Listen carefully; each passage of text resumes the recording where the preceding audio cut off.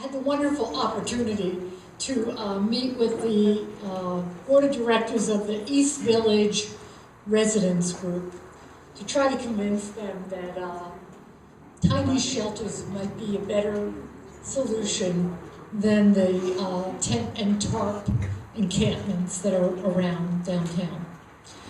And after coming out of that meeting, I was inspired to write this poem. Is it all coming together or all falling apart? I can't tell anymore. I came with love, but can't find your heart. I tried to explain how we could help get people off their streets by providing basic shelter in supportive communities. We carefully laid out the plan, laid it out for them in ways that they could understand how this would make life better for everyone. But they came armed with one practiced phrase: not in my backyard. Can it all come together, or is it really falling apart?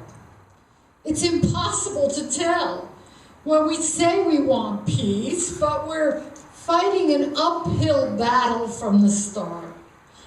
I tried to explain that waging war in places most of us can't even find on a map makes us the terrorists. It makes no sense spending our taxes on wag the dog wars when we don't even have the money to help our own poor. But they came armed with one practice phrase: we have to fight them over there or they will come and kill us here. I had hoped it was coming together, but lately it seems like it's all falling apart. We need to enlighten the masses, but every step we take seems to be leading us deeper into the dark. We old ones are grinning ear to ear, seeing so many young ones sign up to support a candidate who dares to defy the powerful, who actually voted against war and wants to break up the banks. But their path is a minefield of Citizens United and voter suppression and media blackouts. There isn't enough time to teach them how to maneuver around these traps. I'm afraid it's finally all falling apart. Maybe we're that battalion incommunicado who didn't get the memo that the war is already lost. So we're still all geared up for battle, determined to hold back the opposition at all costs. It's clearly falling apart.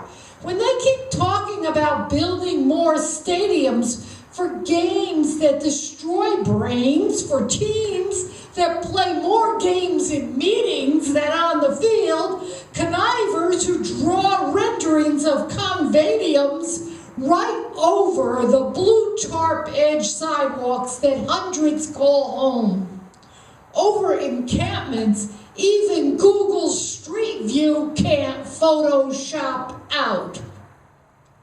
They try to make them disappear with sweeps, then try to make the sweeps disappear by calling them abatements, because we can't have that trash lying about when we bring Chinese investors to buy up downtown's vacant lots. I'm nearly resigned that it's all falling apart. Hope is melting faster than the Arctic. Fire comes from faucets. The police are gunning down mothers' dark-skinned boys. We marvel at sunsets over dying oceans. Frankenstein fish and seeds have been unleashed. The meanest man in the world is damn close to buying the U.S. presidency. And I got a letter from Social Security that says that there was no increase in the cost of living the same day my rent went up $100.